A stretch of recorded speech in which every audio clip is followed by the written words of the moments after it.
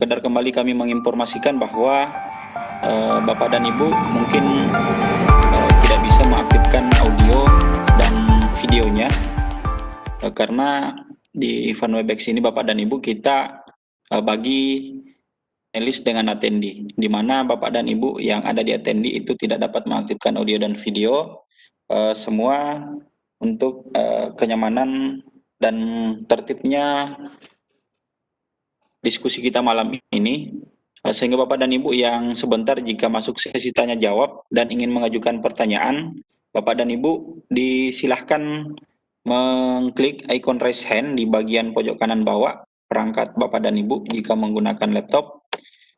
Demikian halnya dengan Bapak dan Ibu yang menggunakan handphone, dapat diklik tombol raise hand-nya dengan klik bagian tanda titik 3 di perangkat Bapak dan Ibu. Baik Bapak dan Ibu sekalian, halo Bu Asmega.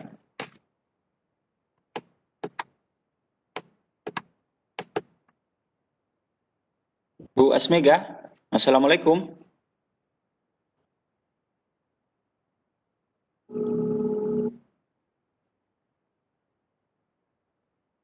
Bu Asmega, Assalamualaikum.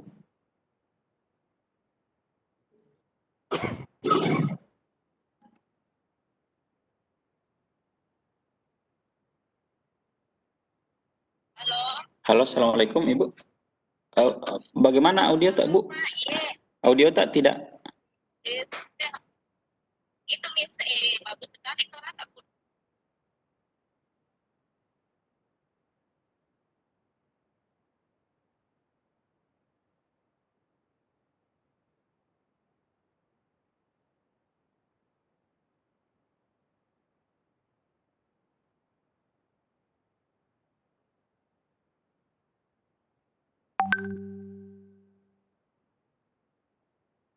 Pak Samsir? Ya Pak. Bisa mungkin kita pakai dua perangkat Ibu? Oh iya. Iya. Ya.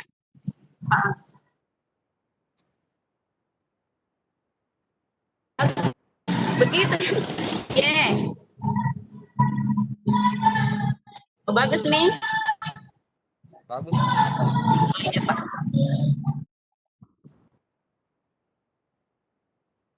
Iya, sudah bagus Ibu, sudah.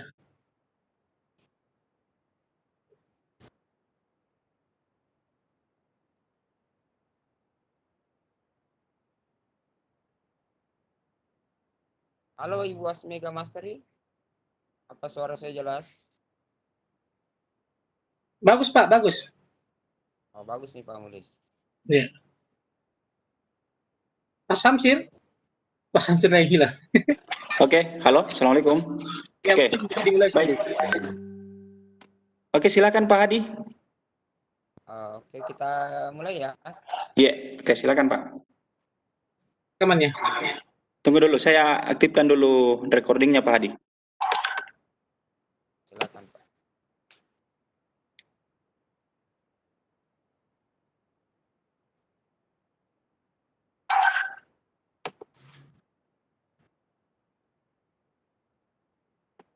Sebentar ya.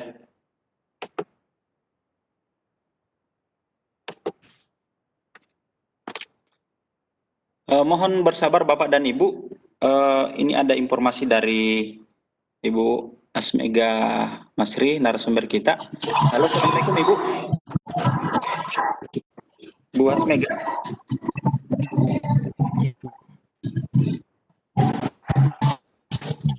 Sepertinya beliau mengalami kendala memang di audionya, jadi beliau berusaha untuk masuk dengan dua perangkat.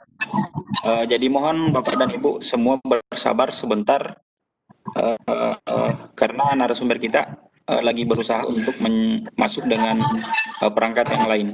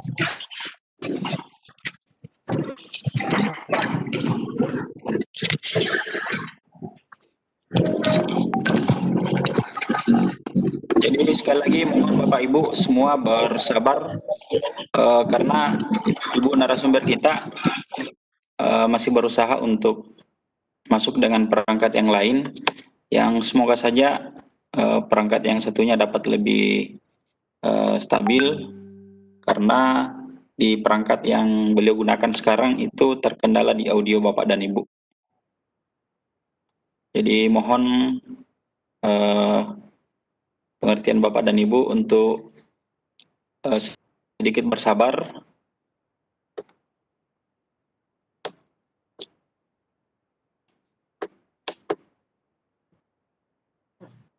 Halo Bu Asmega.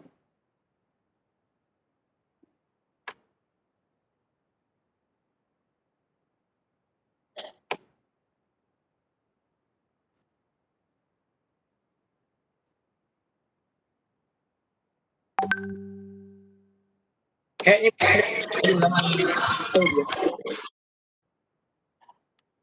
Ya, beliau lagi berusaha untuk masuk dengan perangkat yang lain, Pak Muhlis.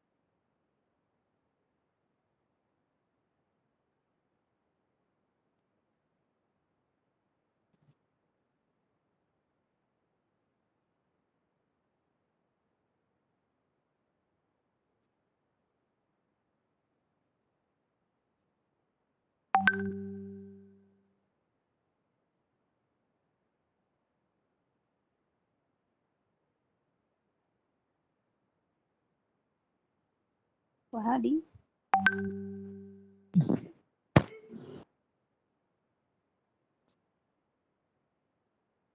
Hadi. Tanya. Ya?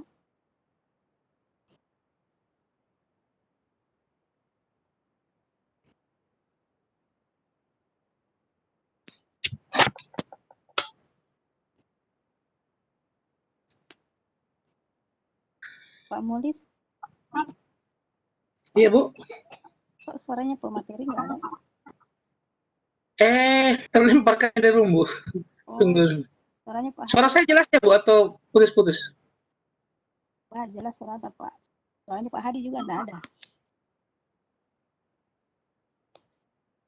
Mohon maaf Bapak Ibu, pemateri kita lagi terkendala audio. Mohon kesabarannya, lagi berusaha untuk masuk kembali. karena cuaca di Sulawesi Selatan ini lagi ekstrim.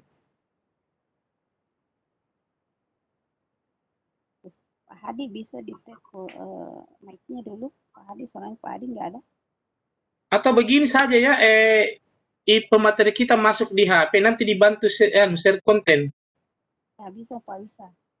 So, Pak Samsir, kayaknya tidak memuat. Pak Samsir, Ibu Asmi ini diarahkan pakai HP saja. Ya siapa tahu bisa Pak. Di itu saja share screen-nya untuk pemateri. Oke, kita bantu, atau saya bantu di share kontennya. Iya.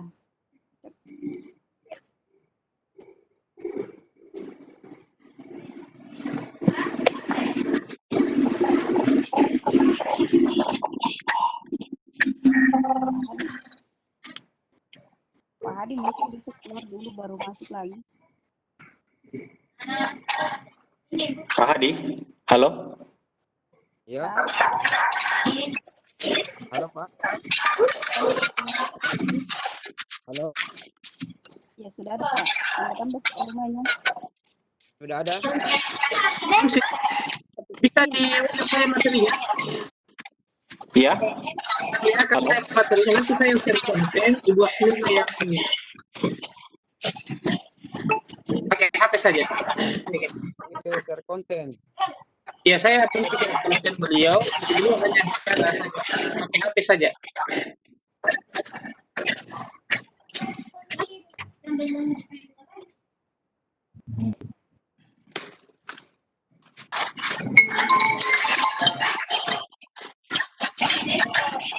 Halo, ya Pak.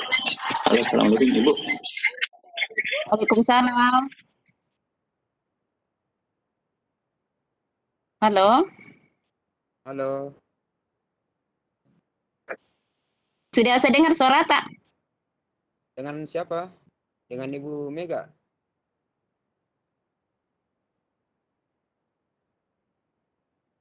Oh, Halo. keluar lagi.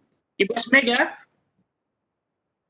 Pak Hadi bisa ditambah-tambah suaranya Pak Hadi, volumenya.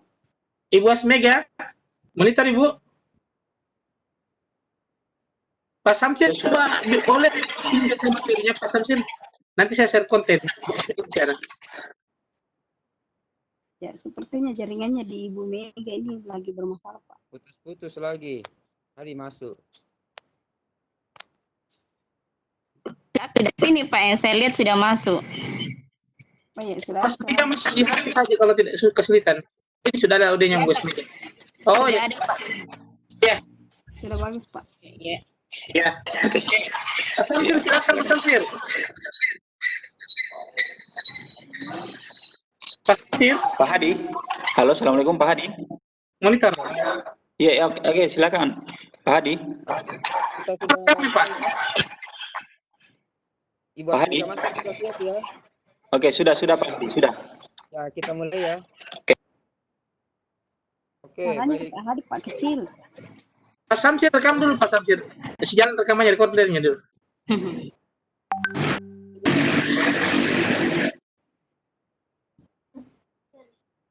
Oke, baik, kita mulai.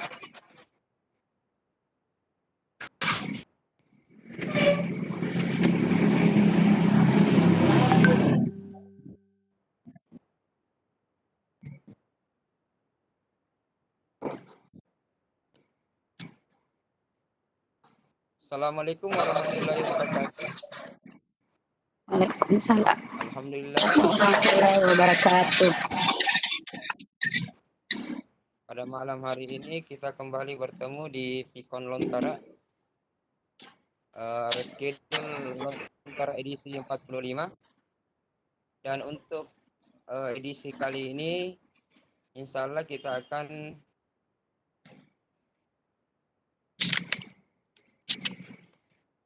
dipandu oleh narasumber kita yang hebat, yaitu Ibu Asmega Master PDI MPD Kepuman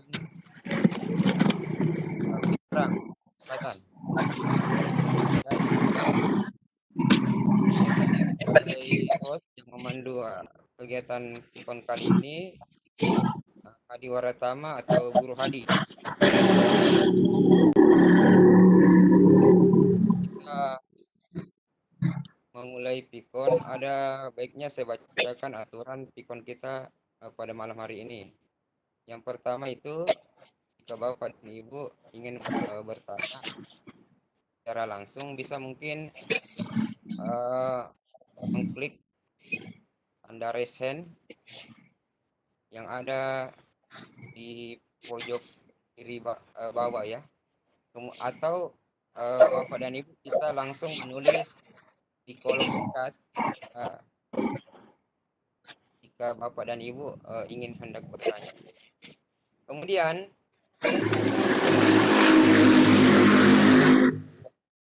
materi yang luar biasa ini membingkai prestasi dengan karya tulis. Ada baiknya saya bacakan profil dari narasumber kita yang hebat pada malam hari ini.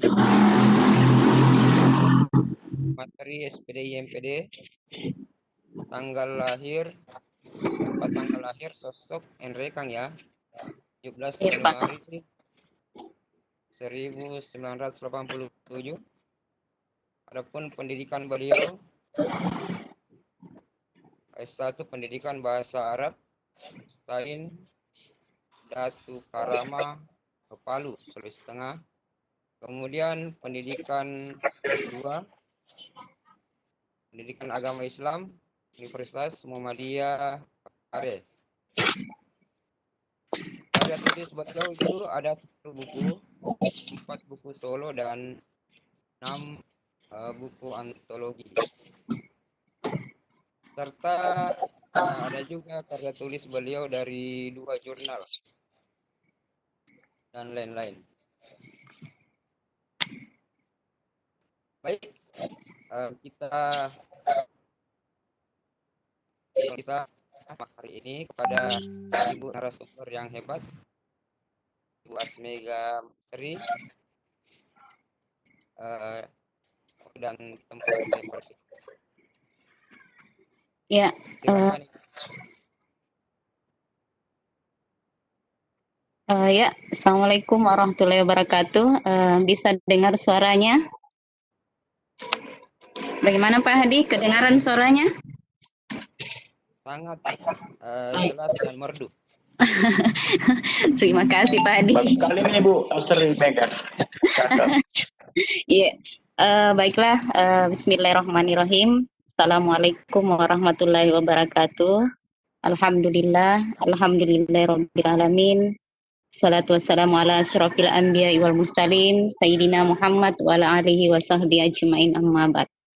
Alhamdulillah, puji syukur kita panjatkan kehadirat Allah Subhanahu wa taala atas rahmat dan hidayahnya lah sehingga pada malam ini kita sama-sama masih diberi kesehatan dan kesempatan untuk sama-sama belajar, berbagi pengalaman dan informasi melalui webinar edukasi, yaitu event yang selalu atau senantiasa diselenggarakan oleh Ikatan Guru Indonesia bersama dengan kegiatan Lontara.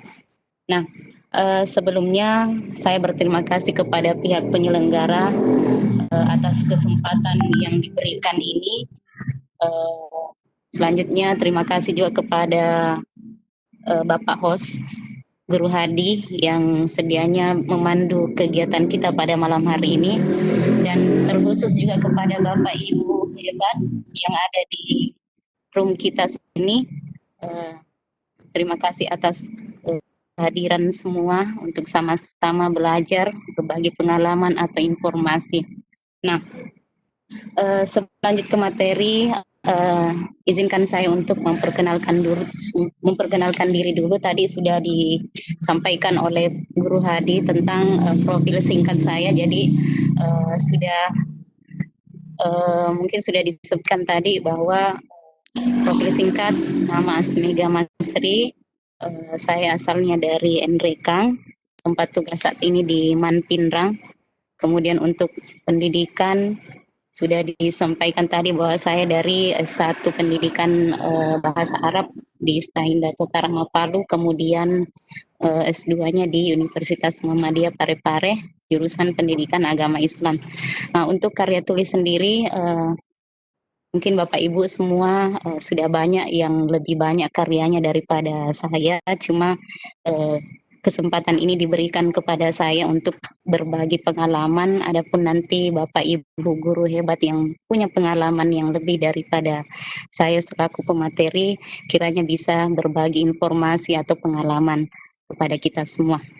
Baiklah, terima kasih. Kemudian kami ucapkan mohon maaf yang sebesar-besarnya tadi atas kesalahan teknis, karena memang di sini tempat saya, kebetulan saya lagi di Enrekang, jadi agak dekat dengan jalan raya, sehingga ada kebisingan atau suara-suara yang mungkin lewat tadi, sehingga menyebabkan tidak kedengaran jelas suaranya. Kemudian ringan juga, kemudian teknis masalah laptop yang sepertinya kurang bersahabat. Dan alhamdulillah malam ini kembali membaik, dan mudah-mudahan sampai akhir acara nanti atau akhir kegiatan kita nanti semuanya berjalan dengan lancar. Nah, baiklah Bapak Ibu guru yang hebat, materi yang akan saya sampaikan untuk malam hari ini adalah tentang lagi-lagi tentang menulis. Jadi tema kali ini yaitu membingkai prestasi dan karya tulis.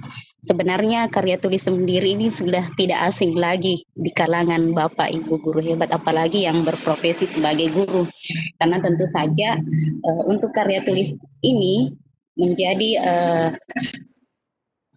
angka kredit bagi guru. Jadi memang untuk menulis itu bagi guru itu memang sangat diperlukan. Makanya kemarin ketika disampaikan akan membawakan materi, saya langsung terpikir untuk mengambil tema ini kembali, merefresh kembali informasi-informasi atau pengalaman-pengalaman tentang dunia menulis. Meskipun saya sendiri sebenarnya masih dalam tahap terus belajar dan belajar bagaimana cara atau bagaimana mengembangkan dunia tulis menulis ini. Nah, apa yang ingin saya sampaikan tentang membingkai prestasi dengan karya tulis, sebenarnya ada dua hal, yaitu tentang prestasi dan karya tulis itu sendiri. Nah, apa hubungannya? Kenapa harus menulis? Kenapa kemudian prestasi itu ada? Nah, sebenarnya ada hubungannya. Membingkai prestasi dengan karya tulis. Nah, tadi sudah ada di narasi disebutkan bahwa banyak orang yang merasa bahwa menulis itu susah atau sulit. Betul. Dan itu yang saya sendiri rasakan dulu ketika saya baru awal atau memulai menulis. Sangat berat. Kenapa berat? Karena kita tidak tahu caranya bagaimana, metodenya seperti apa. Akhirnya timbul atau perasaan sulit itu ada. Nah, ternyata setelah dilakukan dan sudah tahu caranya, ternyata manfaat dan sangat banyak manfaat yang kita peroleh dengan menulis. Salah satunya ya saya rasakan sendiri bagaimana itu kemudian prestasi itu ada, dan bukan hanya prestasi di dalam bidang akademik saja, tapi non akademik pun ada. Nah, di sini kita bisa mengulas kembali sebenarnya apa itu prestasi. Nah, Bapak Ibu guru yang hebat semuanya sudah tentu pasti sudah tahu apa itu prestasi, tapi tidak masalah, akan saya jelaskan kembali untuk mengingatkan kita kembali sama-sama belajar bahwa jika diartikan prestasi itu berasal dari bahasa Belanda. Nah, yang artinya hasil dari sebuah usaha. Contoh prestasi itu yang saya sebutkan tadi ada dua. Jadi baik yang pertama itu adalah prestasi akademik, terdiri dari mungkin prestasi pada saat kita ranking kelas, olimpiade mata pelajaran dan sebagainya. Nah, yang kedua adalah prestasi non akademik. Di sini bisa kita lihat dari kegiatan-kegiatan ekstrakurikuler yang kita lakukan, olahraga dan sebagainya. Nah, itulah contoh-contoh prestasi dan masih banyak prestasi-prestasi yang lain. Kemudian, nah kita masuk pada intinya. Apa sih yang dimaksud dengan karya tulis? Nah, banyak yang salah kaprah bahwa karya tulis itu katanya harus dengan eh, metode yang apa atau dengan metode yang sudah ada panduannya atau sebagainya. Jadi karya tulis ini sebenarnya ada banyak. Jadi sebelum kita mengulas jenis-jenis atau contoh karya tulis itu lebih baik kita dulu paham apa sih pengertian dari karya tulis. Nah, karya tulis itu adalah sebuah hasil karangan dalam bentuk tulisan yang merupakan hasil dari sebuah penelitian, pengamatan, atau dalam bentuk tinjauan dalam bidang tertentu yang disusun secara sistematis. Nah, itu pengertian dari karya tulis. Kemudian, kalau secara bahasa, terdiri dari dua kata, karya dan tulis. Nah, dalam Kamus Besar Bahasa Indonesia sendiri, kata karya itu pekerjaan, buatan, ciptaan, dan hasil perbuatan dalam bentuk karangan. Nah, itu pengertian dari karya. Sedangkan tulis artinya sebuah huruf atau angka yang dibuat dengan pena atau alat tulis lainnya. Nah, itu secara pengertian secara lebih luasnya. Kemudian, nah, jenis-jenis karya tulis yang seperti apa yang kita miliki saat ini. Nah, ternyata jenis-jenis atau macam karya tulis itu berdasarkan ciri dan fungsinya itu terbagi tiga. Ada namanya karya tulis ilmiah, karya tulis non ilmiah, dan karya tulis populer. Nah, ini ada tiga jenis yang akan kita bahas. Sehingga nantinya kita bisa membedakan, oh tulisan yang saya buat ini termasuk dalam kategori apa. Sehingga kita tidak salah paham bahwa karya tulis itu sekedar seperti kayak jurnal atau makalah atau tesis. Nah, dari sini kita bisa membedakan nanti yang mana jenis karya tulis yang saya buat. Nah, karya tulis ilmiah. Nah, dari sini kita bisa melihat mulai dari pengertiannya, kemudian ciri-cirinya, kemudian contohnya. Kalau pengertiannya sendiri mungkin sudah kurang lebih sebagian besar Bapak Ibu sudah tahu, bahkan sudah tahu semua apa itu karya tulis ilmiah. Nah, pengertiannya di sini bahwa sebuah karangan atau laporan yang ditulis berdasarkan pemikiran atau penelitian dalam masalah atau kajian tertentu dengan memenuhi kaidah dan etika. Nah, biasanya juga disebut dengan academic writing. Nah, ciri-cirinya adalah netral, kemudian objektif, sistematis, logis, menyajikan sebuah fakta, tidak berbelit-belit, dan bahasanya formal. Nah, ini namanya karya tulis ini. Biasanya itu kita bisa lihat dari bahasanya yang berbentuk formal. Kemudian contohnya seperti ini, makalah, tesis. Nah, inilah yang termasuk karya tulis ilmiah. Skripsi, proposal, resensi. Nah, ini semua yang termasuk dalam karya tulis ilmiah. Dan yang kedua, karya tulis non ilmiah. Nah, ini perbedaannya. Jadi kalau misalkan tadi ilmiah, nah ini kebalikannya non ilmiah. Biasanya karya tulis ini ditulis sesuai dengan fakta pribadi tentang ilmu pengetahuan. Biasanya ditulis dalam bahasa sehari-hari. Itulah yang dimaksud dengan karya tulis non ilmiah. Nah, ciri-cirinya ditulis berdasarkan pengalaman pribadi. Nah, ini yang membedakan dengan ilmiah. Kalau ilmiah tadi sudah ada sumber-sumber yang sebelumnya kemudian diulas kembali. Sementara untuk non ilmiah biasanya ditulis dalam bentuk pengalaman pribadi. Kemudian fakta yang disimpulkan subjektif berdasarkan penulis sendiri. Kemudian gaya penyampaiannya menggunakan bahasa populer atau sehari-hari. Nah, kemudian tidak mengandung hipotesis, bersifat imajinatif. Nah, kemudian dibuat dramatisir seolah-olah, kemudian persuasif dan tidak didukung oleh bukti. Nah, contohnya dongeng, novel, cerpen, drama, atau roman, dan sebagainya. Masih banyak contoh-contoh yang lain. Nah, yang ketiga, karya tulis populer. Nah, ini yang membedakan dari kedua jenis karya tulis ini tadi. Biasanya untuk karya tulis netral dan sistematis. Kemudian jelas, ringkas, tepat, tidak berbelit-belit dan langsung kepada topik pembahasan. Nah, ciri-cirinya bisa kita bedakan nanti dari ciri-ciri dengan topik dan persuasif. Nah, hampir memang sama dengan non ilmiah. Kemudian mementingkan diri penulis.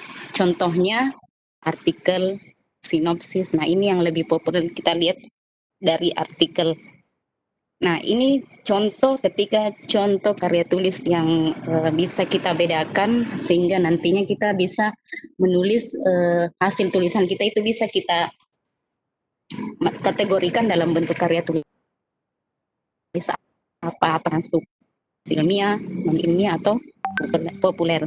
Nah, selanjutnya kenapa sih kita harus menulis? Karena ternyata menulis itu banyak manfaatnya. Selain yang ada di slide ini, Bapak Ibu bisa melihat salah satunya itu tentang manfaat menulis antara lain.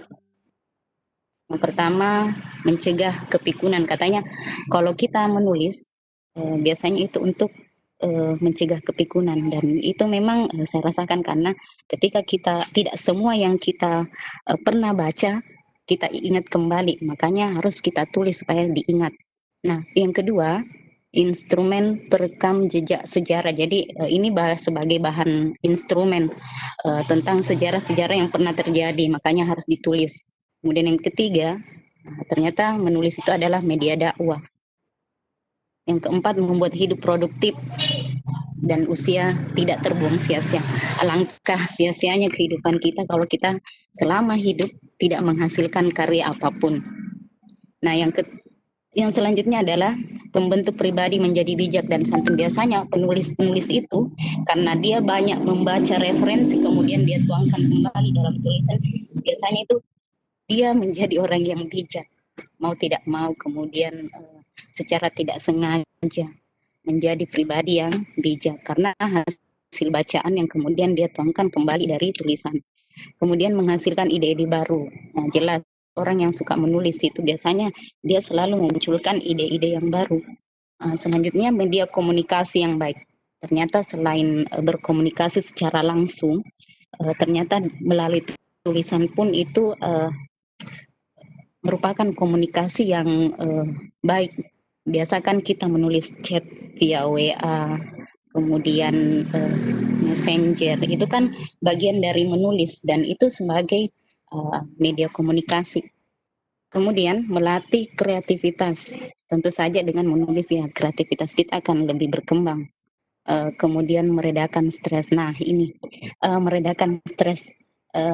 Banyak orang yang merasakan betul bagaimana manfaat dari menulis. Katanya pernah saya berdiskusi dengan seseorang bahwa ternyata menulis bagi dia itu manfaatnya luar biasa karena bisa meredakan stresnya. Apa yang dia rasakan kemudian dia tuangkan di tulisan itu bisa menjadi obat bagi dia. Nah, itu yang salah satu dari manfaat dari menulis. Kemudian menuangkan perasaan. Nah, sama dengan meredakan stres, kemudian menuangkan perasaan. Apa yang kita rasakan kemudian kita tuliskan dalam bentuk tulisan. Ternyata apa yang selama ini kita rasakan bisa tereksplor dengan menulis. Nah, itu beberapa manfaat dari menulis dan masih banyak manfaat-manfaat lain dari menulis, terutama untuk Bapak Ibu guru semuanya. Kalau di bidang akademik tentu saja manfaatnya banyak sekali, apalagi yang mau mengejar angka kredit, tentu saja hasil karya kita itu bisa dimasukkan dalam perhitungan angka kredit. Selanjutnya, nah ini yang penting, prinsip saya bahwa bagi saya prestasi bukan dinilai dari angka atau banyaknya piagam ataupun trofi yang diperoleh, tetapi yang paling penting adalah ketika kita bermanfaat untuk sesama dan orang banyak.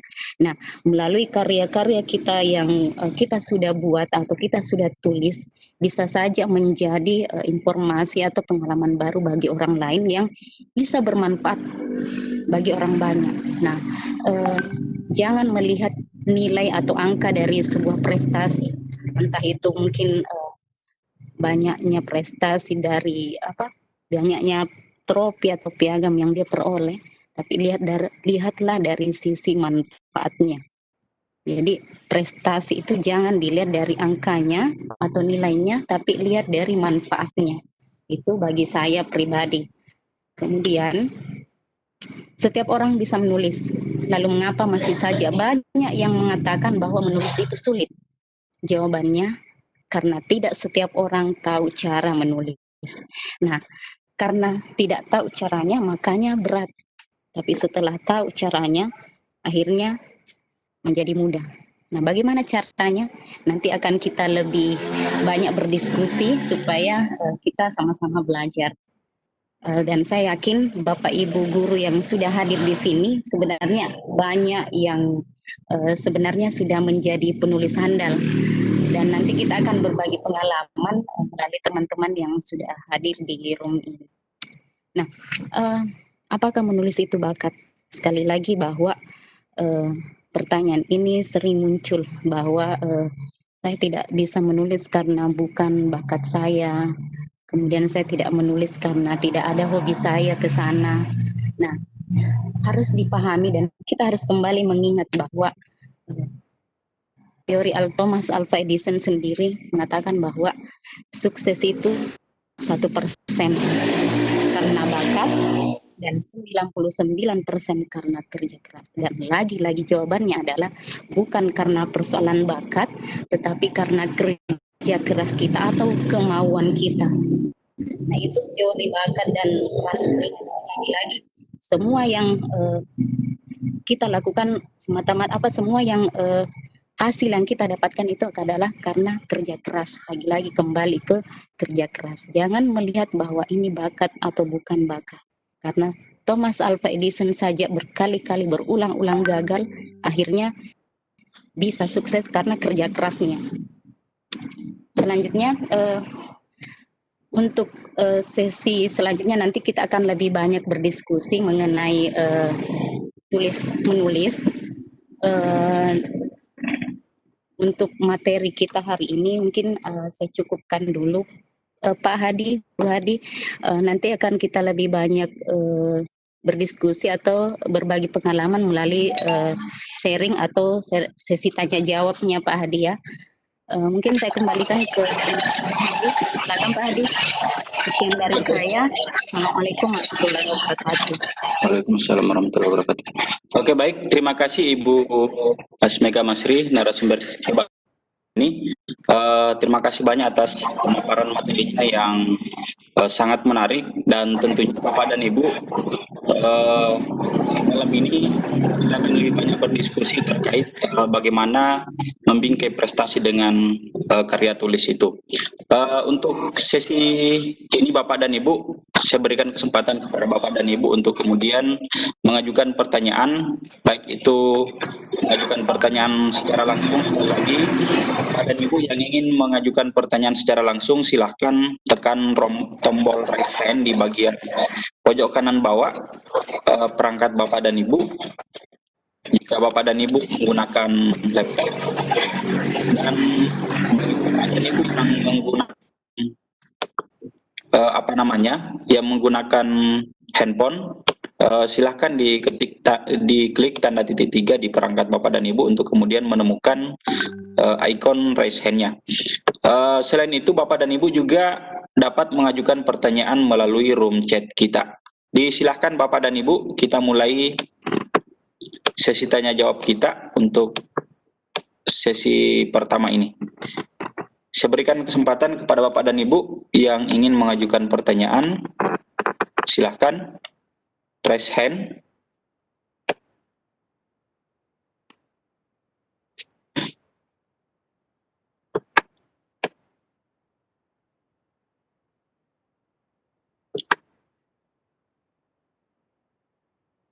Silahkan Bapak dan Ibu.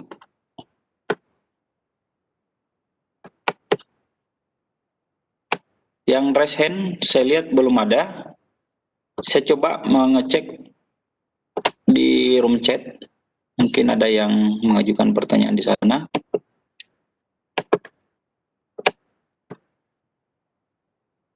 Oh ya, ada Ibu Andileta 2014. Bapak atau Ibu ya. Silahkan Ibu, Bu Andileta. Halo, Halo, Assalamualaikum.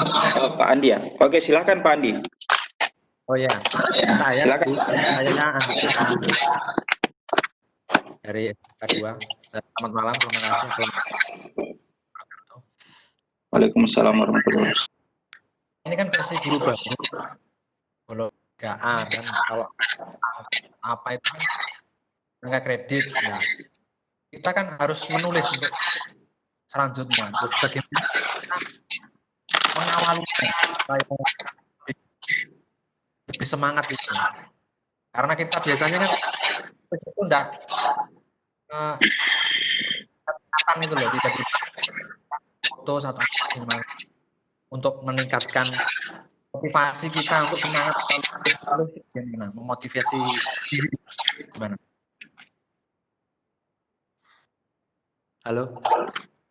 Halo, bisa diulangi Pak Andi? Agak terputus-putus tadi Pak, audionya. Oh, Ya bisa ditambah lagi volumenya Pak. bagaimana Ya Pak.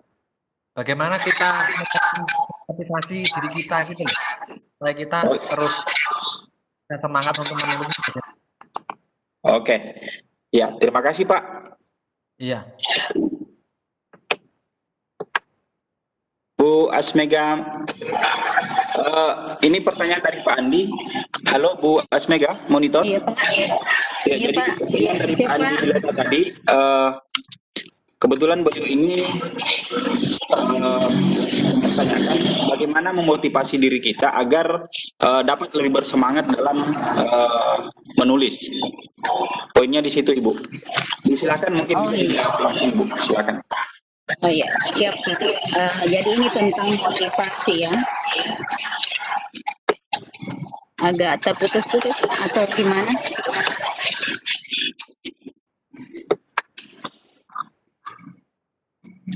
Bagus Ibu, silakan. Oke. Baik. Jadi tentang motivasi ya. Bagaimana memotivasi diri untuk bisa menulis. Jadi seperti ini. Halo, Silakan Bu. jelas Pak suaranya? Iya, jelas Ibu. Oh iya. Tentang motivasi diri. Nah, bagaimana memunculkan motivasi dalam diri? Satu yang harus kita ingat bahwa tujuan kita untuk menulis itu apa. Nah, apapun motivasinya kita menulis, baik itu untuk angka kredit ataupun untuk yang lain-lain, kembali kepada kita. Nilai atau manfaat dari menulis itu apa untuk kita.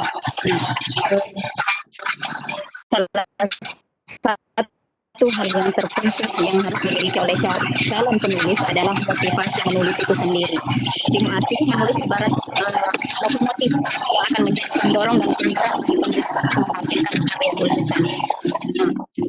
Motivasi adalah alasan kenapa atau yang melatar belakangi mengapa sebuah tindakan atau perbuatan itu dilakukan. Halo, Ibu Asmega, agak iya Pak. agak berisik Bu. Oh iya, tunggu dulu Pak. Iya. Iya.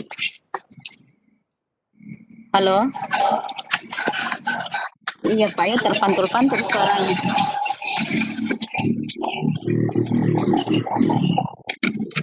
Bisa dicoba pakai headset Bu, biar suara yang dari Halo. luar. Halo, Halo. halo Ibu. Bisa mungkin pakai perangkat Ibu agar apa namanya ya, suara yang dari luar perangkat itu enggak Iya, masuk. saya. Iya. Halo. Halo, silakan Bu, dilanjut. Sudah bagus Pak, sudah bagus kedengaran. Silakan Bu. Oh iya, siap.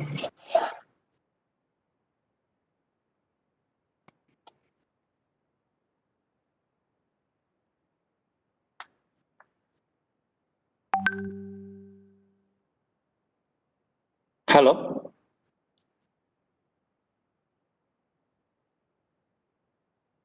Bu Asmega, suaranya tidak terdengar Ibu.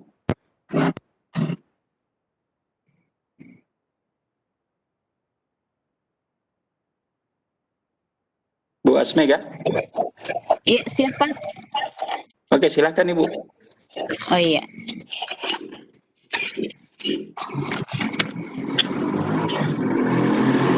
Halo, Halo? gimana Pak? Sudah bagus? Iya Ibu, bisa mungkin diulangi kembali jawaban dari penjelasan dari pertanyaan Pak Andi tadi Ibu?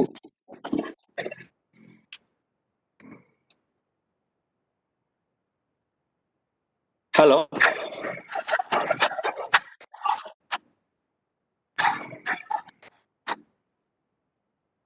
Bu Asmega? Ya, halo Pak. Bisa mungkin Halo. jelaskan kembali Ibu penjelasan untuk pertanyaan dari Andi tadi? Oh iya Pak, iya. Bagaimana Silakan, Ibu. Pak? Suaranya sudah bagus? Iya, Iya Pak, ya. Oke, pertanyaannya tadi sebenarnya sangat bagus. Bagaimana memunculkan motivasi dalam diri untuk menulis. Jadi ada beberapa teori yang bisa saya sampaikan bahwa setiap orang itu memiliki motivasi sendiri dalam menulis. Entah itu motivasinya untuk angka kredit atau untuk koleksi pribadi ataukah untuk apapun itu. Nah, yang jelas bagaimana memunculkan motivasi dalam diri, karena biasanya kan orang terhalang saya tidak bisa menulis karena ini malas, faktor malas. Nah, kita harus menyadari bahwa kalau saya tidak menulis, saya tidak akan punya karya. Jadi intinya kita harus menjadi diri sendiri yang utama. Yang pertama, menjadi diri sendiri. Untuk mewujudkan impian menjadi seorang penulis, kita memang harus menjadi diri sendiri dulu. Jangan melihat orang lain yang sudah punya karya duluan, kemudian kita lantas kita harus menjadi diri sendiri. Jadi kita mulai dari awal perlahan-lahan. Jangan langsung mau menjadi wah atau mau menjadi hebat. Dan yang kedua adalah hindari mengatakan nanti. Jadi biasanya kata-kata nanti itu nanti dan nanti itu biasanya tidak menghasilkan apa-apa karena selalu menunda. Jadi itu yang harus kita munculkan, menjadi diri sendiri. Kemudian jangan selalu mengatakan nanti. Itu. Kemudian yang ketiga, saran saya kalau kita ingin menjadi betul-betul serius kita harus bergabung kepada orang-orang yang punya komunitas, yang punya hobi sama, yaitu komunitas menulis. Dan sekarang kan sudah banyak sekali komunitas-komunitas yang membuka peluang untuk menjadi seorang penulis. Nah, itu motivasi yang ketiga, memunculkan motivasi dalam kita sering-seringlah bergabung kepada komunitas yang memang hobi atau punya motivasi yang sama dalam menulis.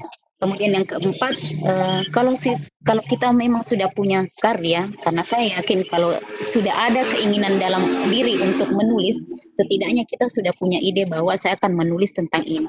Cobalah untuk mempublikasi tulisan kita supaya motivasi kita tambah lebih besar, kemudian semangat kita lebih besar. Ketika itu sudah terpublikasi, otomatis motivasi dalam kita itu semakin besar.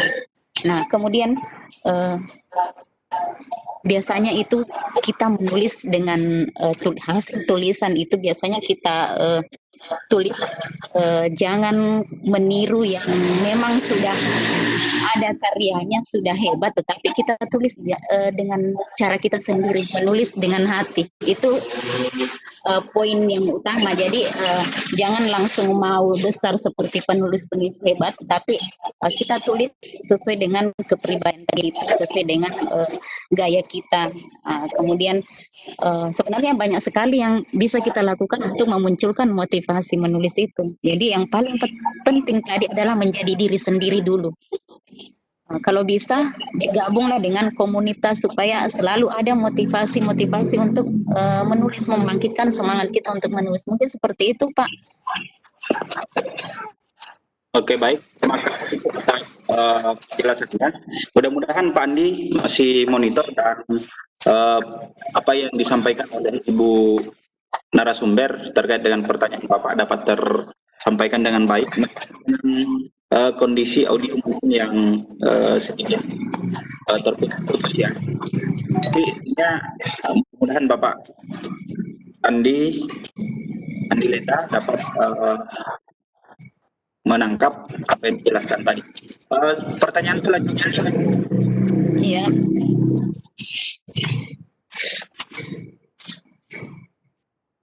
Ini dari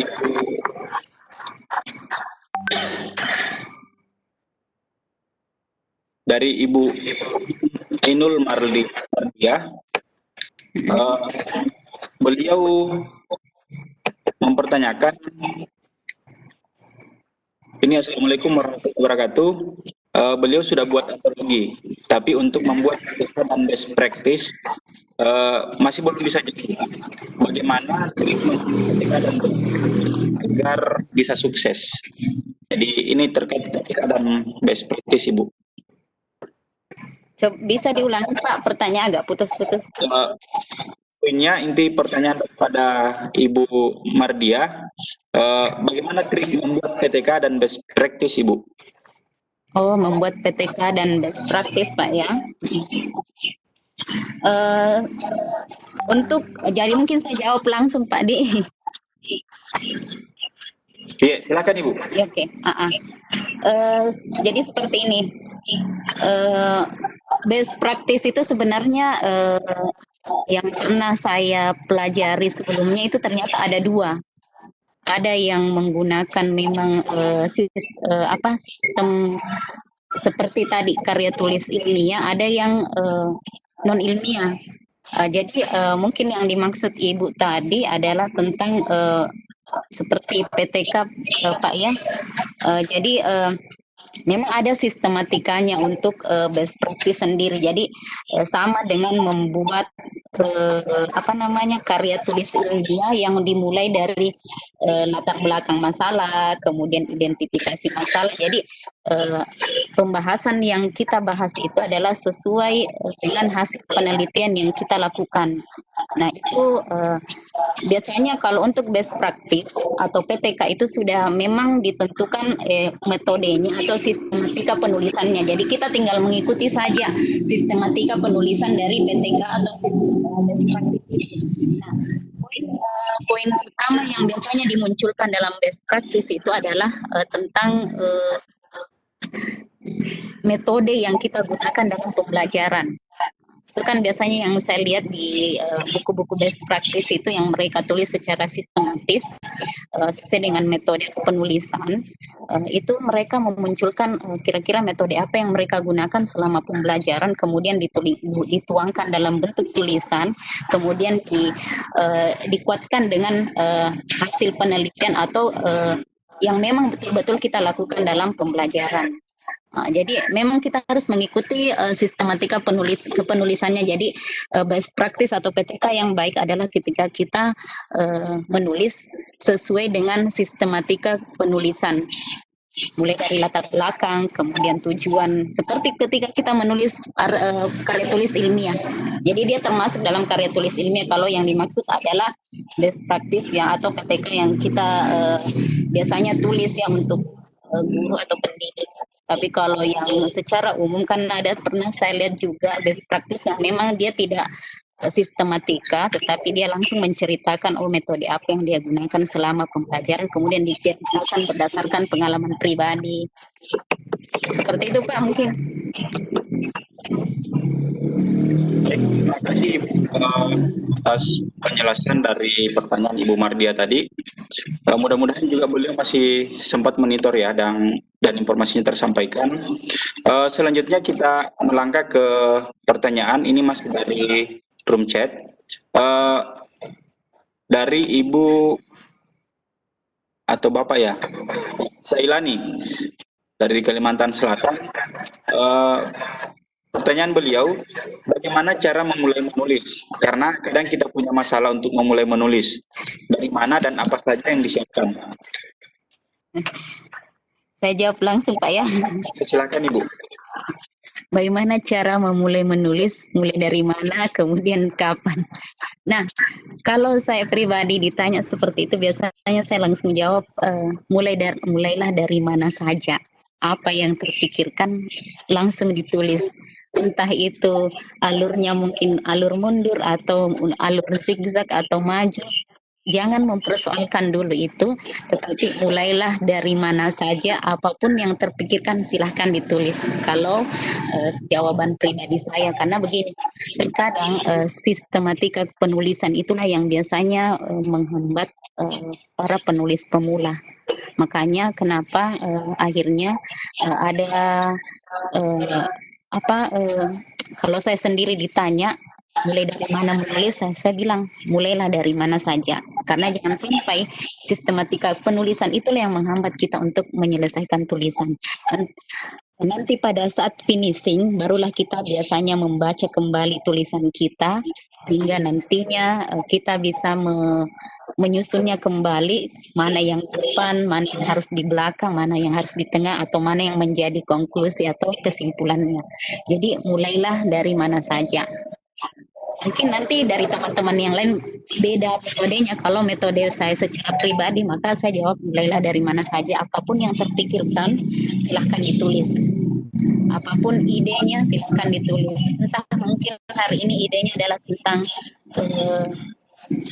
berlibur, ya silahkan tulis apapun. Oh, hari ini saya berlibur di ini, kemudian saya naik kendaraan dengan menggunakan roda 4. Nah, silahkan ditulis. Mulailah dari mana saja. Itu Pak, seperti itu. Baik, terima kasih Ibu.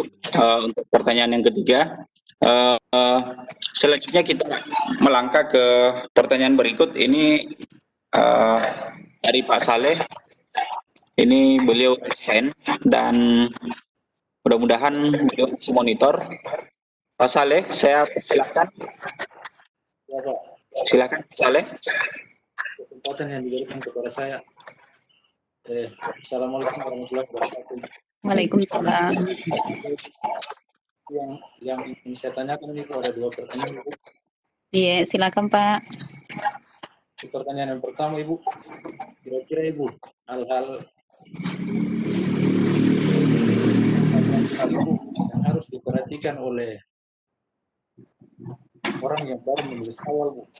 Untuk yang kedua, Bu, bagaimana tipsnya, Bu? Kira-kira kita tidak kehabisan ide-ide dalam hal menulis, Bu. Iya, siap.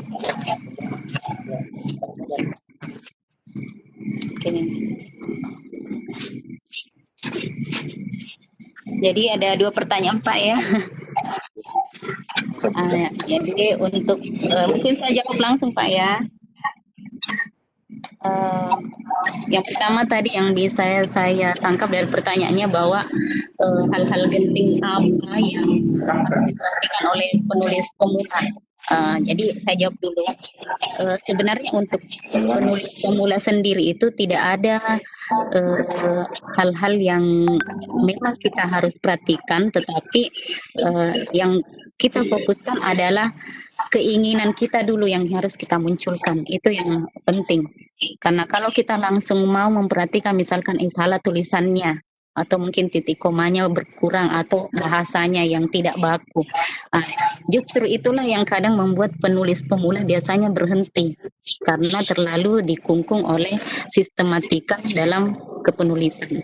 Nah, untuk namanya juga penulis pemula, apapun yang terpikirkan silahkan ditulis. Tidak ada hal-hal yang lebih penting selain memotivasi diri dulu untuk menulis. Untuk hal-hal yang mungkin menjadi perhatian nanti, entah itu sistematikanya, metodenya, kemudian apapun itu, nanti pada saat finishing tulisan ada namanya editor. Jadi mereka bertugas untuk mengedit hal-hal yang harus dikurangi atau harus ditambah dalam tulisan kita. Jadi jangan dulu terfokus kepada apa yang harus saya lakukan dalam tulisan saya. Yang jelas yang paling penting adalah motivasi diri dulu untuk memulai menulis. Itu yang paling utama untuk penulis pemula. Nah, yang kedua adalah yang kedua tadi coba saya agak lupa tadi fokus pertanyaan yang kedua. Halo? Halo? Iya, Ya, Pak. Ya. pertanyaan kedua tadi dari Pak Zailani, dari mana dan apa saja yang disiapkan? Oh iya, dari mana dan apa saja yang disiapkan? Sebenarnya hampir mirip tadi pertanyaan dari pertama tadi, dari mana? Kalau saya disampaikan seperti dari mana saja, apapun yang terpikirkan silahkan ditulis kemudian dan apa saja yang harus dipersiapkan dalam menulis. Jadi intinya sepertinya kunci utama dalam menulis atau seorang penulis itu adalah perbanyak membaca referensi. Kalau tidak maksudnya begini, semakin banyak referensi atau bacaan yang pernah kita baca, maka semakin besar atau semakin luas wawasan kita untuk menulis. Jadi itu yang paling penting. Jadi biasanya mereka yang menulis itu adalah mereka yang memang suka membaca. Jadi kalaupun misalkan hari ini kita mau menulis, kemudian referensi untuk menulis kita tidak ada, apa yang kita mau tulis? Jadi memang perbanyak membaca itu yang paling utama dalam mempersiapkan diri menjadi seorang penulis, atau lebih banyak mencari informasi terkait tema dari tulisan kita. Itu Pak. Oke, baik. Terima kasih Ibu. Sepertinya ini semakin bersemangat ini partisipan karena saya melihat ini masih ada beberapa pertanyaan dan mudah-mudahan Bapak dan Ibu yang mengajukan pertanyaan di rumah ini bisa monitor. Pertanyaan berikut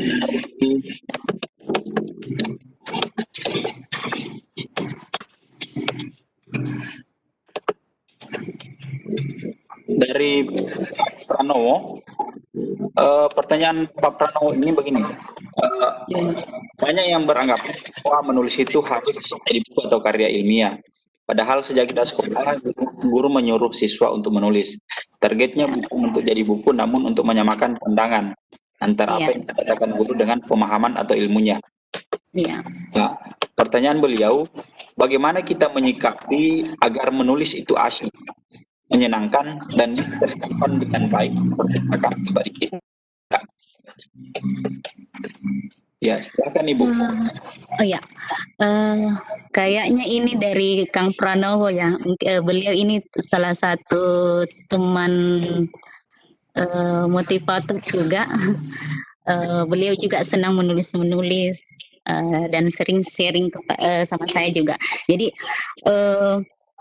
terima kasih Kang. Jadi ini tentang bagaimana menyikapi pandangan yang seperti itu ya. Jadi bagi saya itu tadi percaya diri terhadap tulisan kita atau karya kita. Jadi jangan menghiraukan pandangan orang lain karena setiap orang punya pandangan yang berbeda-beda.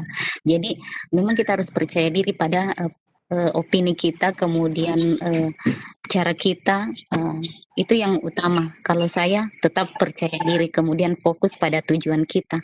Karena yang memang kita ingin sampaikan adalah bagaimana menulis itu menyenangkan bagi kita, kemudian menyenangkan untuk orang lain.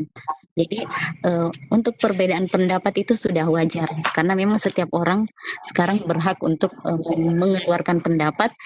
Kita juga punya pendapat bahwa saya menulis ini untuk ini, untuk itu. Jadi seperti itu. Jadi percaya diri pada kemampuan kita sendiri atau percaya diri pada hasil karya kita sendiri. Seperti itu kalau saya, Pak. Ya, oke. Terima kasih banyak Ibu atas tanggapan dari semua pertanyaan yang sekarang kita masih punya cukup waktu untuk melakukan diskusi bersama dengan teman-teman. Ini masih ada beberapa pertanyaan. Masih di chat.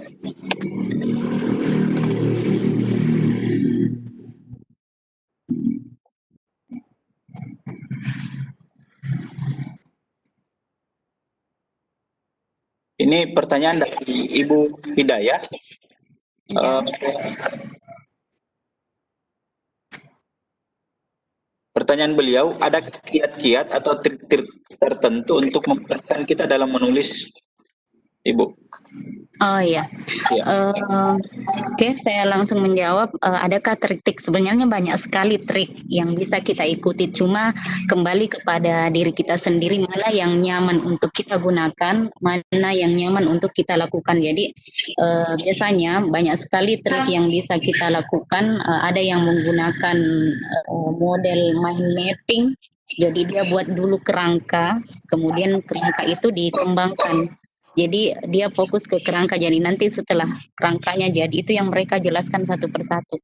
Kalau untuk trik-triknya sendiri, kemudian tipsnya itu tadi, memang harusnya kita lebih banyak bergaul atau berkomunikasi dengan orang-orang atau komunitas yang memang punya tujuan atau motivasi sama dengan kita untuk menulis, supaya kita selalu punya ada ide-ide baru dari motivasi dari teman-teman yang lain, jadi saling tukar pengalaman.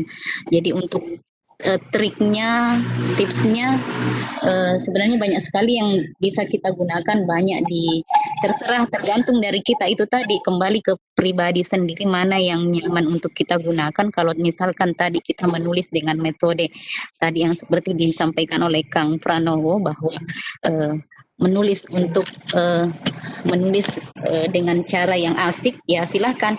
Beliau saya lihat sudah punya komunitas menulis.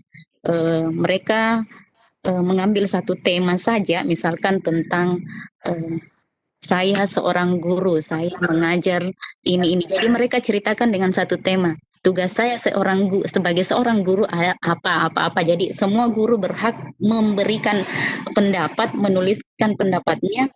Saya seorang guru mengajar saya seperti apa. Jadi gunakan trik atau tips atau cara-cara menulis sesuai yang kita anggap rasa nyaman. Jadi seperti itu kalau saya sendiri pribadi ditanya bagaimana cara menulis atau bagaimana caranya ibu menulis sehingga menghasilkan karya, saya bilang kalau saya sendiri itu tadi saya gunakan cara mulai dari mana saja. Jadi apa yang saya pikirkan hari ini saya tulis.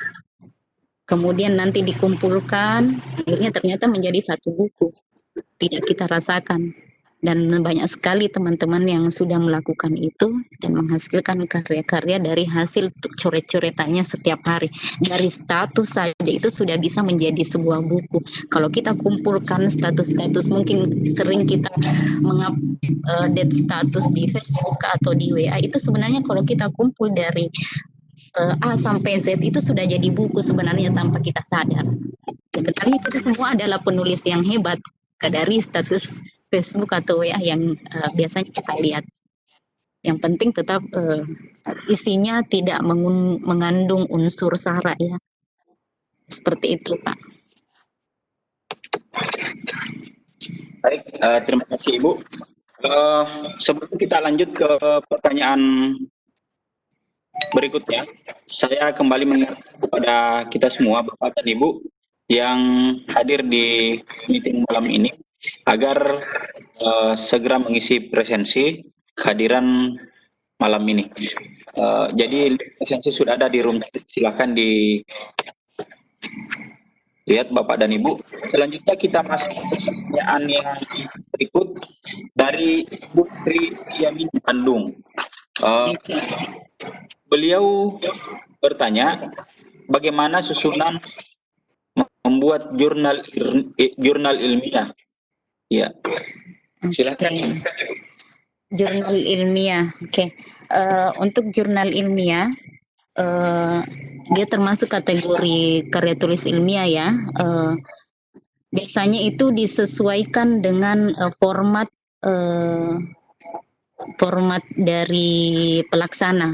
Misalkan ada jurnal yang kita mau kirimkan atau kita mau terbitkan, itu sudah ada sistematika penulisan yang mereka kirimkan. Jadi yang pernah saya ikuti atau yang pernah saya buat kemarin itu dia terdiri dari abstrak, kemudian pendahuluan, latar belakang, kemudian isi. Kemudian daftar isi itu jurnal ilmiah yang pernah saya tulis untuk tingkat nasional. Kemudian satu hal yang harus diingat untuk jurnal ilmiah, kalau ingin masuk, saya sendiri sebenarnya belum tembus untuk level kayak Scopus dan sebagainya yang bereputasi, karena ada ternyata banyak hal yang harus diperhatikan untuk itu, dan tidak semua yang kita tulis itu ternyata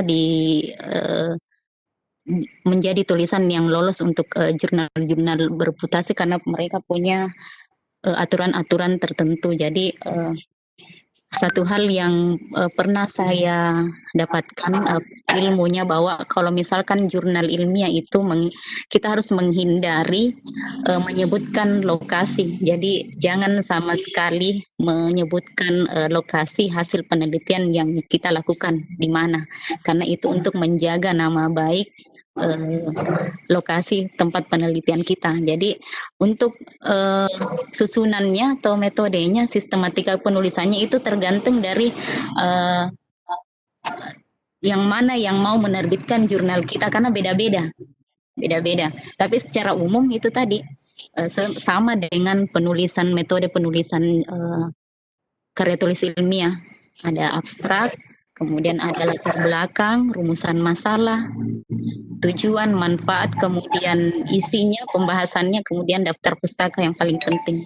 Itu. Bahkan ada yang pakai catatan kaki, pernah saya dapat itu. Jadi seperti itu, Pak. Sesuai dengan aturan dari penyelenggara atau yang akan menerbitkan jurnal kita.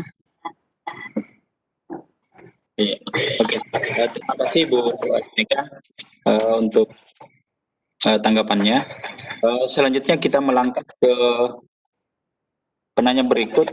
Ini masih dari room chat.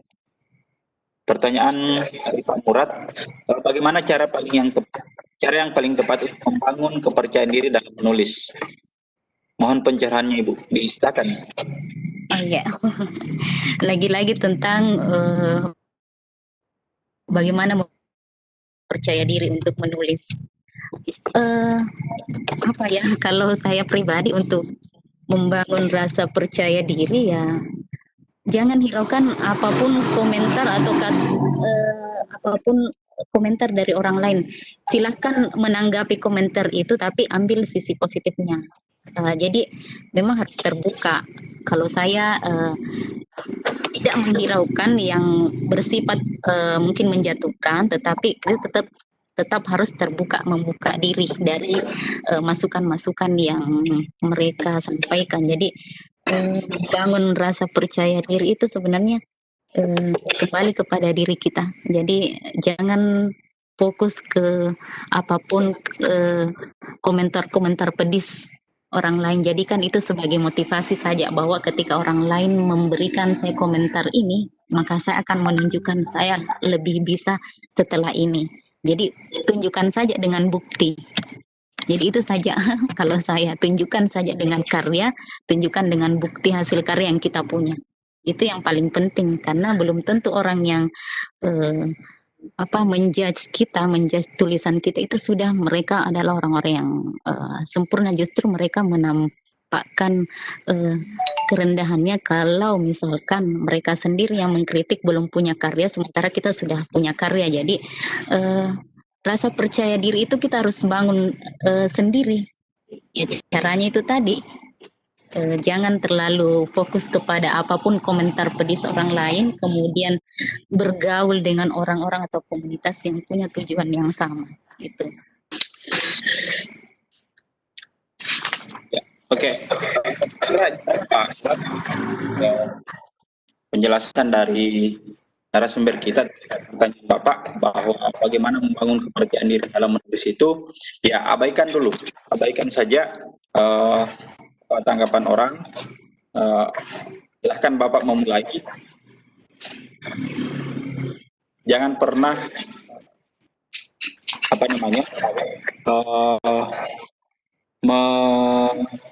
pokoknya intinya tanggapan-tanggapan mirip orang di sekitar kita, dan silakan bergaul dengan komunitas penulis. Selanjutnya Bapak dan Ibu, kita melangkah ke pertanyaan dari Bapak atau Ibu ya. Bapak atau Ibu Janes Lumbantoruan. Pertanyaan beliau, bagaimana perbedaan kredit tulisan di blog, artikel di tabloid atau majalah atau surat kabar, menulis buku dan menulis jurnal? Ini terkait dengan perbedaan poin angka kreditnya, Ibu. Oh iya ya Pak. Silakan. Apa tadi Pak? Silakan diulangi. Bagaimana perbedaan poin angka kredit antara tulisan di artikel di tabloid atau majalah, surat kabar, kemudian menulis buku dan menulis jurnal? Oh iya, untuk poinnya Pak ya. Ya, ya. Biasanya itu kalau saya belum terlalu ini kalau untuk poin-poinnya untuk angka kredit Pak, karena yang pernah saya baca itu adalah yang buku. Dan memang ada poin-poin di situ, saya juga kurang hafal Pak yang poin-poinnya. Memang ada poin khusus untuk buku, kemudian artikel, blog, itu memang sudah ada angka-angkanya. Jadi saya lupa kemarin berapa angkanya kalau satu buku, tapi yang jelas kalau satu buku itu besar angka kreditnya. Makanya kenapa biasanya guru-guru lebih ke buku atau PTK karena tinggi poinnya. Kalau untuk jurnal mungkin saya kurang paham Pak berapa artikel berapa angka kreditnya. Seperti itu Pak, mungkin nanti bisa dilihat lagi atau ada teman-teman guru yang hafal mungkin poin-poinnya berapa. Oke, baik Pak atau Ibu Enes ya. Terkait pertanyaan Ibu, sepertinya memang lebih tepatnya ke materi penilaian. Iya, penilaian angka kredit ya. Iya. Oke. Selanjutnya,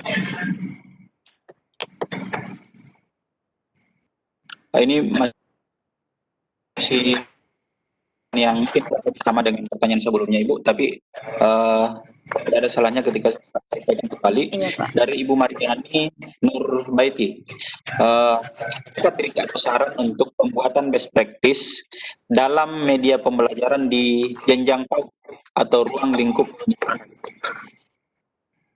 Bisa Adakah diulang Pak, agak Ya. putus-putus. Adakah tips atau saran untuk pembuatan best practice dalam media pembelajaran di jenjang PAUD, pendidikan anak usia dini? Maksudnya perbedaannya Pak atau triknya atau banyak apanya? Trik atau saran? Triknya. Oh sarannya sama dengan best practice pada umumnya sama, karena kan yang kita pakai kan metodenya sama, kemudian yang kita bahas itu kan biasanya apa metode yang kita pakai dalam mengajar, jadi sama dengan yang umum. Jadi misalkan kalau di PAUD mungkin lebih kepada metode lagu, ya kita ceritakan di dalam best practice kita bahwa saya menggunakan metode gerak dan lagu untuk proses pembelajaran yang menyenangkan. Jadi sama dengan yang umum. Sama. Lebih kepada menceritakan metode dalam pembelajaran saja sama Pak dengan yang umum.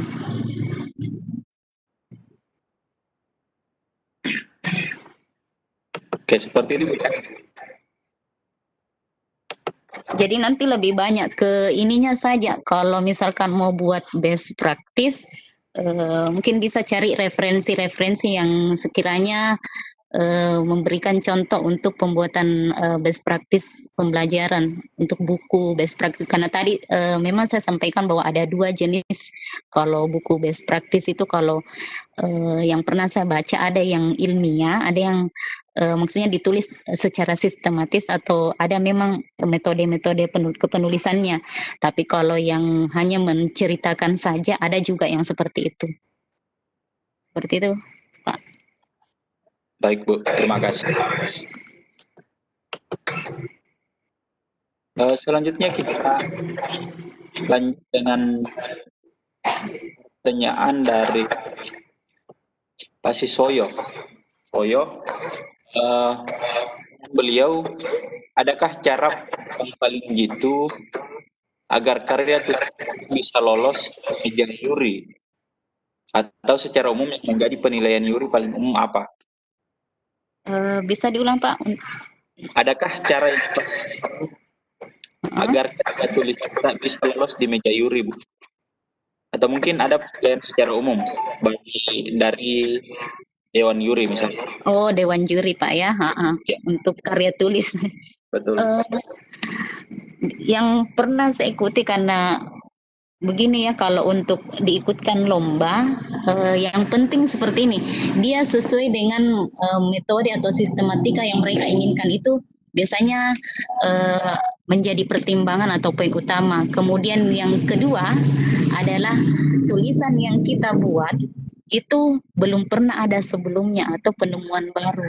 Jadi tulisannya mungkin tulisan yang judulnya mungkin dari judul memang sudah unik, kemudian tidak ada tulisan yang ada sebelumnya. Jadi biasanya itu yang menjadi penilaian yang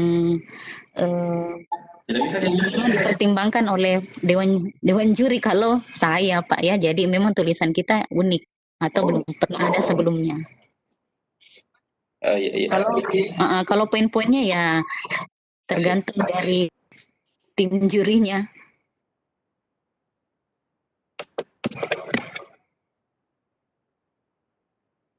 Halo Ibu. Iya. Iya Pak ya. Oh iya, oke. Silakan dilanjut Ibu.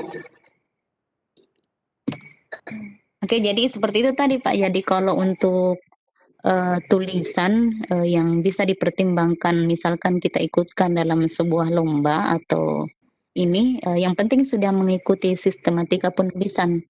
Jadi itu yang mereka menjadikan poin utama dalam penilaian. Kemudian judul yang atau tema yang kita buat itu belum pernah ada sebelumnya. Jadi ceritanya, tulisannya unik, kemudian tidak ada yang pernah menulis sebelumnya seperti itu. Kalau misalkan hasil penelitian ya mungkin penelitian yang belum pernah dilakukan sebelumnya, itu menjadi poin penting di meja juri kalau saya Pak. Seperti itu. Oke, baik Ibu. Kembali saya mengingatkan Bapak dan Ibu partisipan yang belum isi presensi, silahkan Bapak Ibu isi presensinya. Sekarang ada pertanyaan di room chat Pak Isromuin. Mudah-mudahan Pak Isromuin masih monitor. Tapi ini pertanyaannya mungkin tapi tidak ada salahnya saya sampaikan. Mudah-mudahan bisa dimonitor oleh Pak Isromuin. Kenapa tidak semua orang dapat menulis ijazah? Dan dan sebutkan syarat-syarat seseorang yang bisa dapat menulis ijazah yang sebenarnya. Silakan Ibu.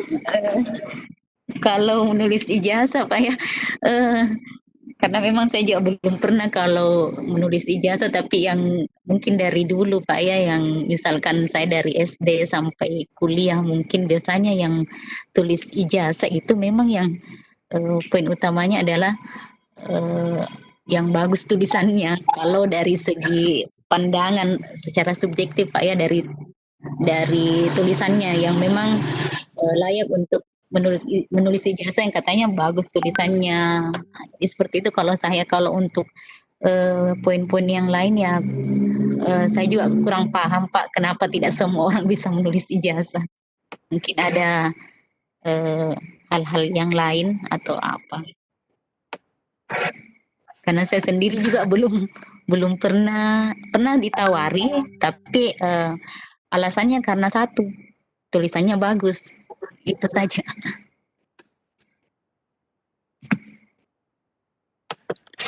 Oke, terima kasih Ibu atas penjelasannya. Dan selanjutnya, sepertinya ini Bu banyak pertanyaan dan kita juga masih Dari Pak Jem IT, beliau ini raise hand. Saya beri kesempatan kepada Pak Jemak. Silahkan. Halo Pak Jemak. Warahmatullahi Waalaikumsalam warahmatullahi wabarakatuh. Salut dengan narasumber.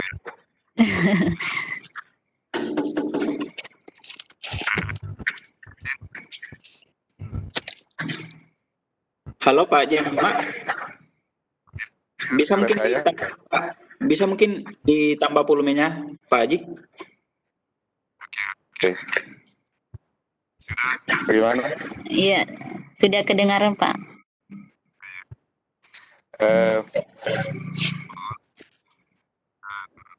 Di jurnal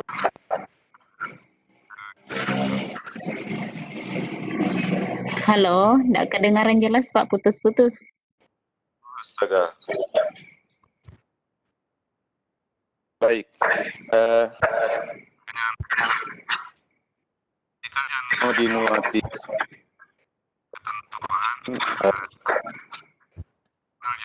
tempat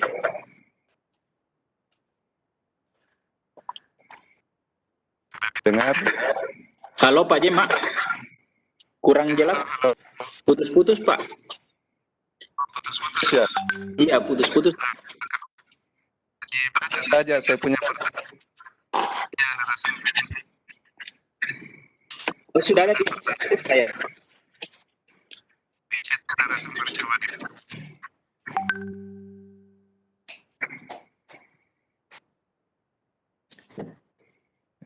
ada di saya tulis Di Runcet.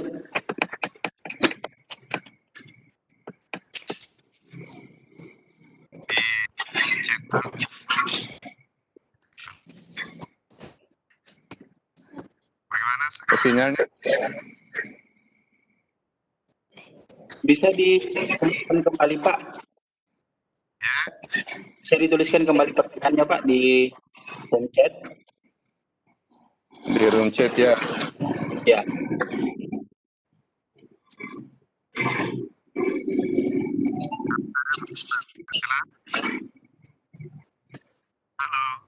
Halo. Halo. Jadi sambil menuliskan pertanyaan di room chat, saya berikan kesempatan ke Ibu Rita Rosita. Silakan dituliskan pertanyaannya Pak Jemak di room chat.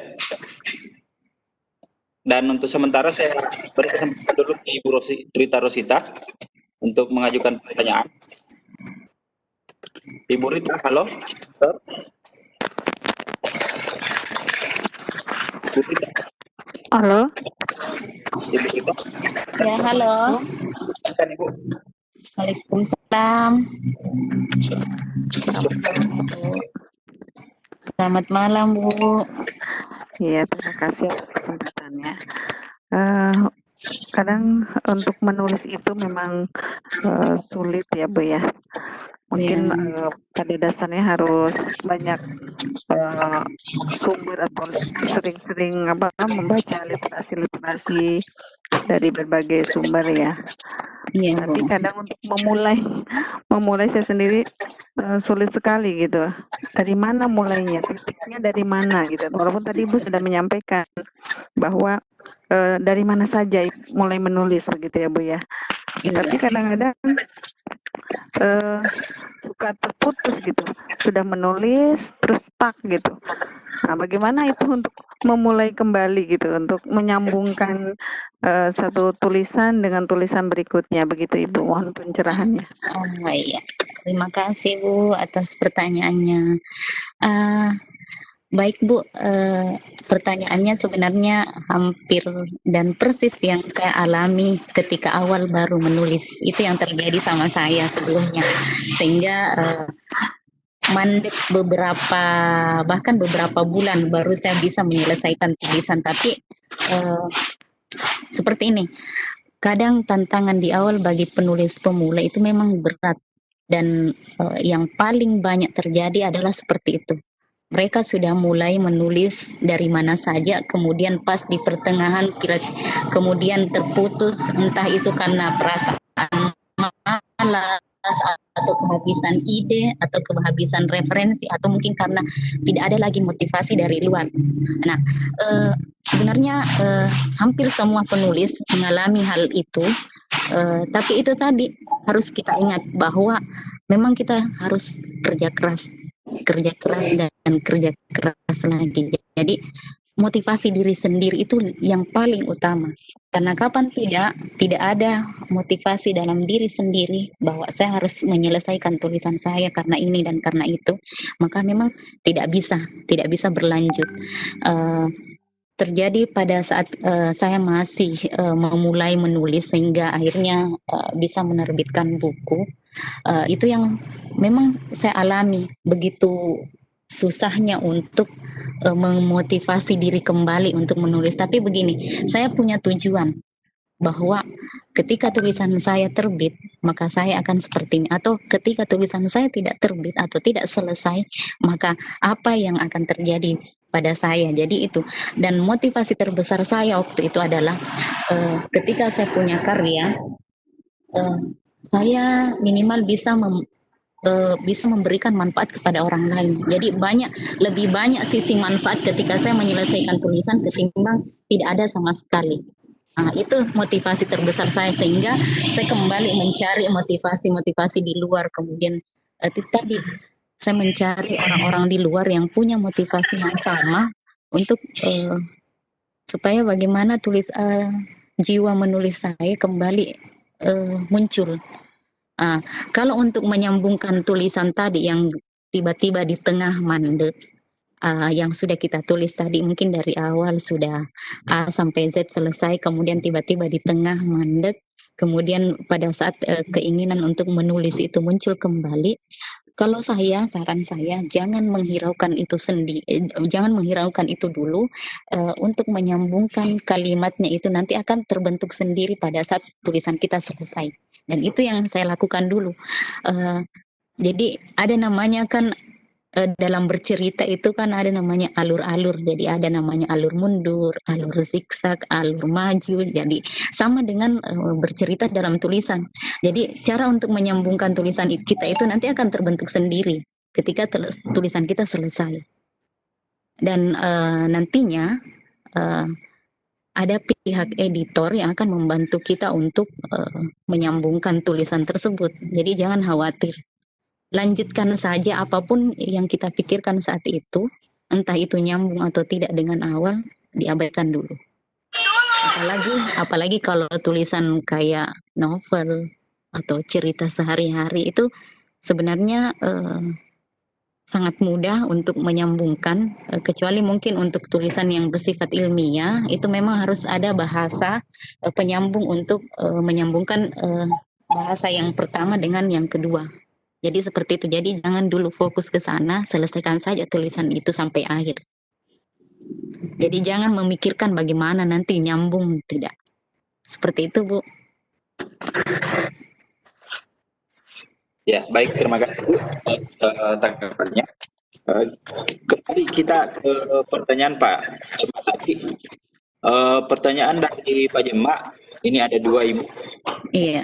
Pertama, apakah penulisan di jurnal harus memenuhi standar cinta tertentu? Apakah penulisan di jurnal harus pada jurnal yang memenuhi standar cinta tertentu? Itu pertanyaan pertama.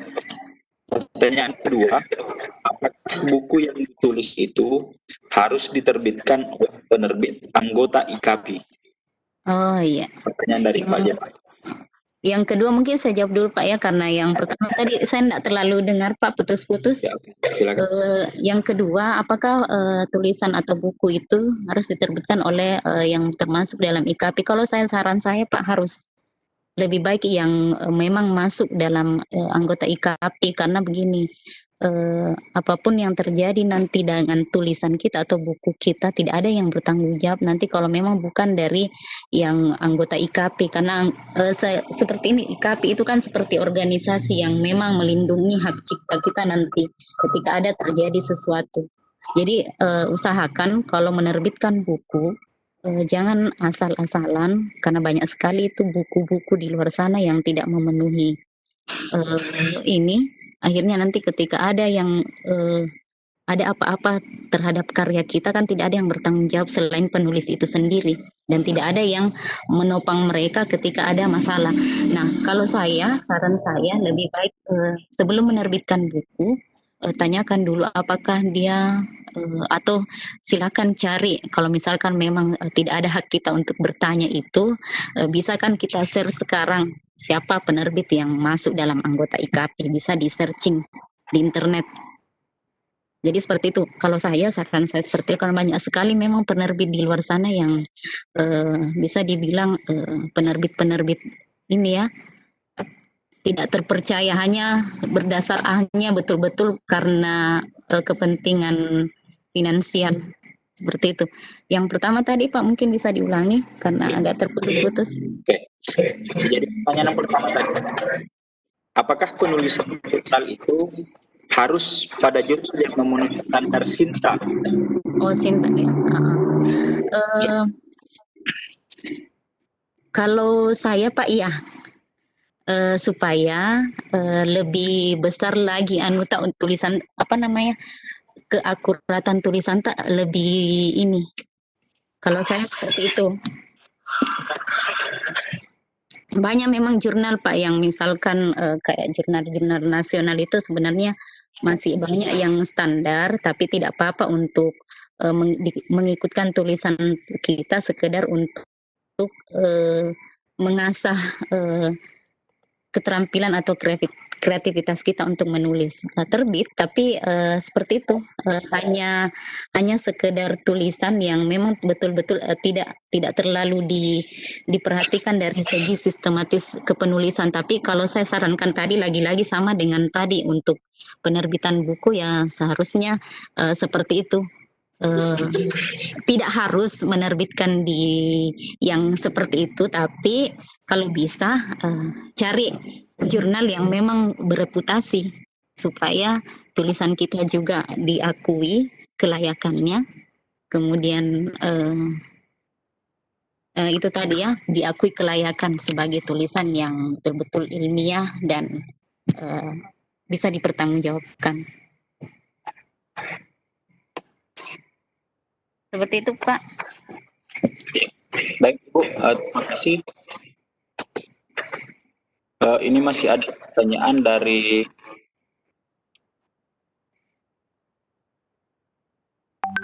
Ibu Yulia, tapi seperti ini kurang lebih sama seperti pertanyaan-pertanyaan sebelumnya, tapi ini melibatkan siswa Ibu. Bagaimana memotivasi siswa dan guru untuk menulis? Oh iya. Kalau untuk memotivasi siswa dan murid, kalau saya kita dulu sebagai guru yang mulai, baru ke siswa, karena siswa itu biasanya kan mengikuti kemudian melihat apa yang sudah kita hasilkan. Jadi ketika mereka sudah melihat hasil karya gurunya, otomatis secara tidak langsung siswa kita pun akan termotivasi untuk itu. Wah, guru saya saja sudah punya karya, masa saya tidak bisa? Kemudian ajak mereka untuk terus mengasah keterampilannya atau kreativitasnya menulis. Jadi sama yang dilakukan teman penulis, saya lihat di luar Sulawesi ya, banyak sekali guru-guru sekarang yang memotivasi siswanya untuk ikut menulis. Di sekolah itu ada namanya KIR ya. Sebenarnya itu sudah menjadi wadah untuk mengasah bakat peserta didik. Jadi kalau saya gurunya dulu supaya siswanya termotivasi.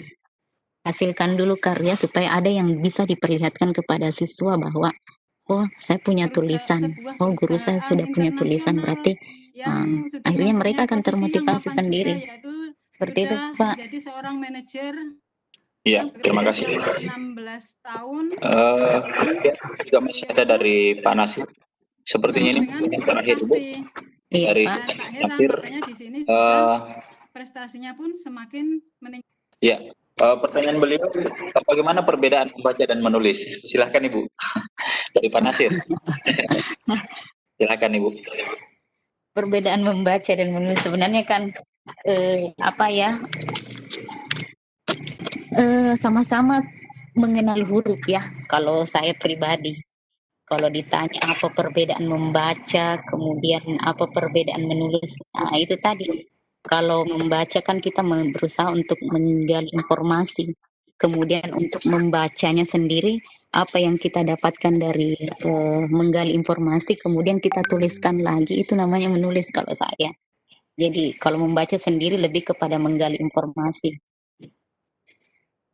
Kalau menulis ya itu kita sudah action untuk mengungkapkan kembali apa hasil bacaan kita, kemudian dinarasikan dalam bentuk tulisan. Seperti itu Pak kalau penjelasan saya secara pribadi. Iya. Terima kasih atas penjelasan dari setiap pertanyaan-pertanyaan yang disampaikan oleh teman-teman partisipan yang tergabung di dalam malam ini. Dan saya kira Bapak dan Ibu, saya lihat di pertanyaan dan tidak ada lagi di antara Bapak dan Ibu partisipan yang present, kecuali Pak Jati dan Ibu Rosita yang memang sudah menyampaikan pertanyaannya tadi secara langsung, sehingga kita cukupkan pertemuan kita malam ini, dan tentu saja Bapak dan Ibu, kita memberikan aplaus dulu kepada narasumber kita dan sekaligus mewakili teman-teman di Lontara dalam meeting malam ini mengucapkan dan menyampaikan terima kasih yang sebesar-besarnya kepada Ibu narasumber, Ibu Asmega Masri, atas kesempatan share ilmu dan informasi kepada kita semua bersama dengan teman-teman guru hebat se-Nusantara. Semoga saja yang Ibu sampaikan dan share kepada kami semua ini dapat menjadi ladang jariah dan Allah Subhanahu wa Ta'ala. Dan tentu saja Bapak dan Ibu sekalian, bahwa materi kita malam ini adalah materi yang menarik karena ini terkait dengan bagaimana kemampuan kita dalam mengembangkan tulis. Dan ini juga menjadi tuntutan kita sebagai didik. Saya kira seperti itu Bapak dan Ibu, selaku mewakili teman-teman di Lontara penyelenggara kegiatan malam ini, sebesar-besarnya kepada Ibu narasumber dan memohon maaf jika sekiranya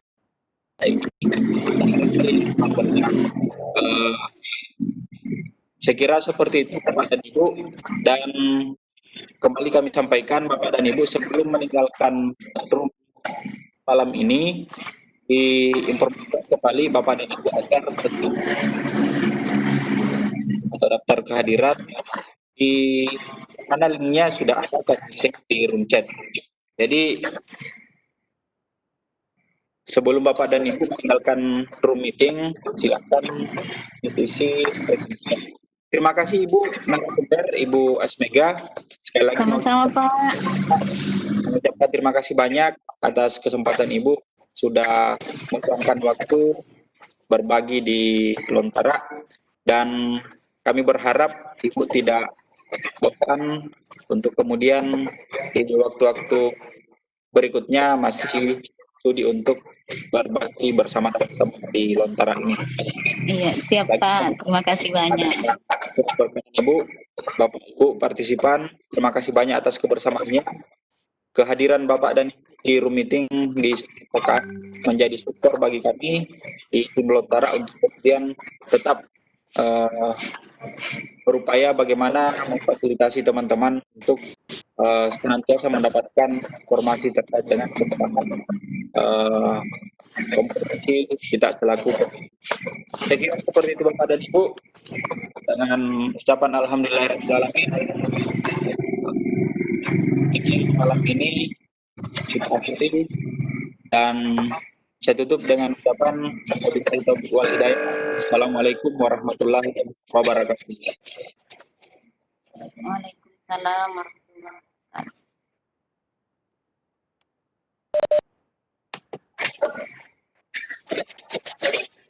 Terima kasih.